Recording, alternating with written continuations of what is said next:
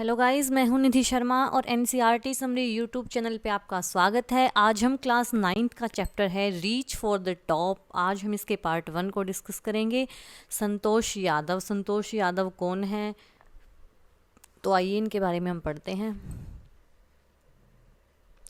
Think for a while and make a list of 3 to 5 persons you idolize or admire very much for their achievements. Your idols may be from any sphere of life: sports, medicine, media, or art and culture.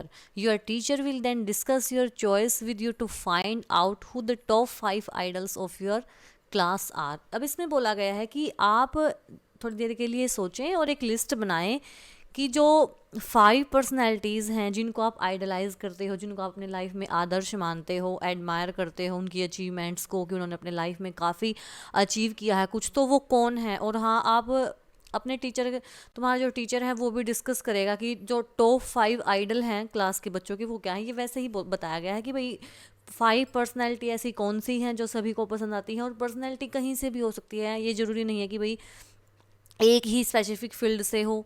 जो आपको जिसको आप अपना idol मानते हैं वो sports से भी हो सकता है, वो मेडिकल लाइन से भी हो सकता है, वो मीडिया लाइन से भी हो सकता है, आर्ट या कल्चर, वो कहीं से भी हो सकता है। तो आइए हम संतोष यादव के बारे में पढ़ेंगे अब। The only woman in the world who had scaled Mount Everest twice was born in society where the birth of a son was regarded as a blessing and a daughter, though not considered a curse, was not generally welcome. अब जो एक अकेली औरत जो पूरे संसार में एक ही ऐसी औरत है जो माउंट एवरेस्ट पे 2 बार चढ़ी थी, और वो ऐसी सोसाइटी में उनका जन्म हुआ है जहाँ पे लड़के के होने से तो काफ़ी खुशी होती है और लड़की के होने से इतना वेलकम नहीं किया जाता लड़की का, जितना कि जब लड़का होता है तो जब खुशी मनाई जाती है। तो वो ऐसी सोसाइटी में उनका जन्म हुआ है। When her mother was expecting Santosh, a traveling holy man giving her his blessing assumed that she wanted a son. But to everyone's surprise, the unborn child grandmother who was standing close by told him that they didn't want a son. अब Holi man जैसे साधु संत हैं उनके लिए Holi man use हुआ। तो पहले के time में वही होता है, जैसे कोई साधु संत आता है तो वो आशीर्वाद देते हैं कि भाई तुम्हें पुत्र होगा, ये होगा। लेकिन हर कोई सरप्राइज हो जाता है जब संतोष की दादी ये बोलती है कि हमें बेटा नहीं, हमें तो बेटी चाहिए।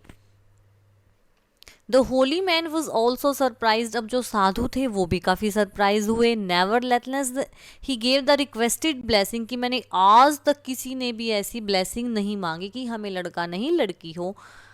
And as destiny would have it the blessing seems to work, और भाग्य ने भी साथ दिया, उनके घर लड़की ने ही जन्म लिया।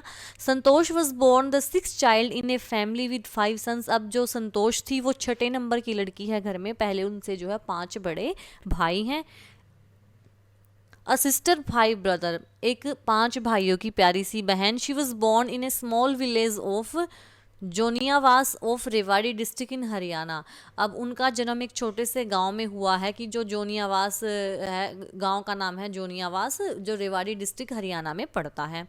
The girl was given the name Santosh which means contentment, but Santosh was not always content with her place in a traditional way of life. अब संतोष जो लड़की का नाम रखा गया था उसका मतलब होता है संतुष्टि की, जो लाइफ में मिल गया उससे मुझे संतोष है। लेकिन जो लड़की संतोष है वो अपनी लाइफ में जो उसको मिला है वो बिल्कुल भी उससे संतुष्ट नहीं थी। She began living life on her on terms from the start. वो शुरू से ही अपनी ही शर्तों पे जीवन को जीना चाहती है। वेयर अदर गर्ल्स वोर ट्रेडिशनल इंडियन ड्रेसेज, संतोष प्रेफर शॉर्ट। अब जहाँ पे और लड़कियाँ हैं वो तो ट्रेडिशनल ड्रेस पहनती हैं जैसे सूट सलवार वगैरह, लेकिन जो संतोष थी वो हमेशा जो वेस्टर्न ड्रेस है उन्हीं को बढ़ावा देती है, उन्हीं को वो प्रेफर करती है। Looking back she says knows, from the very beginning I was quite determined that if I choose a correct and a rational path the other around me had to change not me. तो वो शुरू से ही ये बोलती हैं कि मैं कभी भी पीछे नहीं देखूंगी, और हाँ मेरा ये दृढ़ निश्चय है कि अगर मैंने कोई रास्ता चुना है तो वो बिल्कुल ठीक है, और जो मेरे चारों ओर है अगर उनको वो चीज़ पसंद नहीं है तो वो अपने आप को बदले, मैं उनके लिए अपने आप को नहीं बदलूंगी। जो मैं कर रही हूँ वो बिल्कुल ठीक है और मैं अपने आप को बिल्कुल नहीं बदलूंगी, ऐसा वो मानती थी। Santosh parent were affluent landowners who could afford to send their children to the best school, even to country's capital New Delhi, which was quite close by. अब जो संतोष के पेरेंट्स हैं वे लैंड ओनर्स हैं, उनके पास काफ़ी ज़मीन है और वो ऐसी स्थिति में है कि वो अपने बच्चों को एक अच्छे स्कूल में पढ़ा सकते हैं, जो कि उन्होंने कैपिटल, जो कंट्री कैपिटल है वहाँ पे भी उन्होंने अपने बच्चों को, न्यू दिल्ली, वहाँ पे भी भेजा है उन्होंने, जो काफ़ी नज़दीक पड़ता है उनसे. But in the line with the prevailing custom in the family, Santosh had to make to the local village school. लेकिन जैसा फैमिली का कस्टम चला आ रहा है, संतोष को भी गांव के किसी लोकल स्कूल में ही पढ़ने के लिए भेजा गया. So she decided to fight the system in her own quiet way when the right moment arrived. तो उन्होंने अपना मन बना लिया है कि मैं, जो ये कस्टम चले आ रहे हैं, जो ये परंपरा चली आ रही है, मैं इनके खिलाफ लड़ूंगी जब कोई सही समय आएगा तब. And the right moment came when she turn 16. और ऐसा मोमेंट आया जब वो 16 साल की हो गई, तो ऐसी भी स्थिति आई. At 16 most of girl in her village use to get married. अब उनके गांव में क्या होता है कि जो 16 साल की लड़की हो जाती है, लगभग सभी की शादी कर दी जाती है. Santosh was also under pressure from her parents to do the same. और संतोष भी प्रेशर में थी अपने पेरेंट्स के कि तुम भी शादी करो. A marriage as early as that was the last thing on her mind. वो कहता है कि इतनी जल्दी शादी तो ये कोई इतनी इंपॉर्टेंट चीज़ नहीं है. द लास्ट थिंग है, लास्ट थिंग का मतलब होता है कोई इंपॉर्टेंट नहीं है ये. She threaten her parents that she would never marry if she didn't get a proper education. और उसने अपने माँ बाप के भी फटकार लगाई कि मैं तब तक शादी नहीं करूँगी जब तक मैं अच्छी एजुकेशन नहीं ले लेती हूँ. She left home and got her self enrol in A school इन दिल्ली. और उन्होंने घर छोड़ दिया और अपने आप को एक दिल्ली के स्कूल में एनरोल किया. When her parents refuse to pay for her education, she politely inform them to her plans to earn money by working part time to pay her school fees.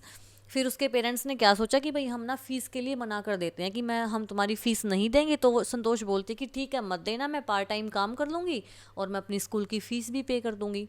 Her parents then agreed to pay for her education. फिर family वालों ने सोचा कि ऐसा करने से तो फिर अच्छा थोड़ी ना लगेगा कि लड़की घर से बाहर जाके काम कर रही है. तो फिर उन्होंने बोला कि कोई नहीं, हम ही पे कर देंगे तुम्हारे स्कूल की फ़ीस को. Wishing always to study a bit more and with her father slowly getting used to her urge for more education, Santosh passed the high school examination and went to Jaipur. अब संतोष ने जो है अपना, उसका मन में क्या होता है और कुछ सीखना, उसके अंदर एक लगन है कुछ नया सीखने की. तो उन्होंने जो है अपनी हाई स्कूल एग्जामिनेशन को पास किया और वो जयपुर चली गई. सी जॉइन महारानी college and got a room in Kasturba hostel. फिर उन्होंने जो है महारानी कॉलेज को ज्वाइन किया और कस्तूरबा हॉस्टल में उनको एक कमरा मिल गया. Santosh remember Kasturba hostel face the Aravalli hills. और संतोष को याद है कि जो कस्तूरबा हॉस्टल्स है वो बिल्कुल सामने है अरावली हिल्स के. I use to watch villagers from my room going up the hills and suddenly vanishing after a while. तो वो हमेशा अपने कमरे में से देखती है कि जो गांव वाले हैं वो एक बार तो पहाड़ी पे ऊपर चढ़े हुए दिखते हैं और फिर अचानक से वो वैनिश हो जाते हैं. वैनिश होता है गायब होना, थोड़ी देर के बाद वो वहाँ से गायब हो जाते हैं. One day I decided to check it out myself. I found nobody except a few mountaineers. I asked if I could join them. To my pleasant surprise, they answered in the affirmative and motivated me to take to climbing. अब जैसे वो वहाँ पे वो भी ऐसे decide करती है कि मैं चेक करने जाऊँगी खुद की कौन है वो. तो उन्होंने जाके क्या पाया कि वहाँ पे और कोई नहीं, कुछ माउंटेनियर्स हैं, पर्वतारोही हैं जो पर्वतों पर चढ़ते हैं. और संतोष यादव ने उनसे पूछा कि मैं आपको ज्वाइन कर सकती हूँ. तो उन्होंने बिल्कुल अच्छे वे में कहा कि हाँ हाँ तुम भी ज्वाइन कर सकती हो, लेकिन मोटिवेट भी किया संतोष यादव को. पहले संतोष यादव को ये लग रहा था कि ये तुम्हें मना कर देंगे कि नहीं नहीं तुम नहीं चढ़ सकती, लेकिन ऐसा नहीं है. जो माउंटेनियर्स थे उन्होंने जो है संतोष यादव को काफ़ी मोटिवेट किया और बोला कि हाँ हाँ तुम चढ़ सकती हो. Then there was no looking back for this determined young girl. फिर उसके बाद इस दृढ़ निश्चय वाली लड़की ने कभी पीछे मुड़कर नहीं देखा. She saved money and enrol in a course as Uttara Uttarkashi's Nehru institute of mountaineering. तो फिर उन्होंने जो है पैसे इकट्ठे किए और अपने आप को एडमिशन ले लिया कहाँ पे, उत्तरकाशी नेहरू इंस्टीट्यूट, जहाँ पे माउंटेनियरिंग की पूरा कोर्स कराते हैं वहाँ पे। My college semester in Jaipur was to end in April but it ended on the 19th of May। तो वो बोलते हैं कि जो मेरा कॉलेज का सेमेस्टर है जयपुर में, वो वैसे तो अप्रैल में एंड होना था, लेकिन कुछ हो गया होगा तो वो मई में जाके एंड होता है। And I was suppose to be in Uttarkashi on 21st, so I didn't get back home. और वो कहता है कि मेरे को वो घर वापस आना था, लेकिन वो घर वापस नहीं आ पाई। Instead I headed straight for the training, क्योंकि उसको आगे अपनी ट्रेनिंग को रखना था, ऐसे कि ऐसा नहीं कि भी मैं घर चली जाऊंगी यहाँ से जाके, और लेकिन उनको तो जो अपनी ट्रेनिंग है माउंटेनियर की वो उसको रखना ही था कि मैं कंटिन्यू रखूँगी उसको। I had to write a letter for of apology to my father without whose permission I had got myself enrolled at Uttarkashi. तो उन्होंने एक लेटर लिखा अपने फादर को, उसमें उन्होंने ये बताया कि मैंने आपसे बिना बताए ऐसे ऐसे एडमिशन ले लिया है, मैं उसके लिए माफ़ी चाहती हूँ। Thereafter Santosh went on an expedition every year. Her climbing skill matured rapidly। अब हर साल संतोष यादव में कुछ न कुछ बढ़ोतरी हो ही जा रही थी, उनका जो स्किल है माउंटेनियरिंग का वो बढ़ता ही जा रहा था।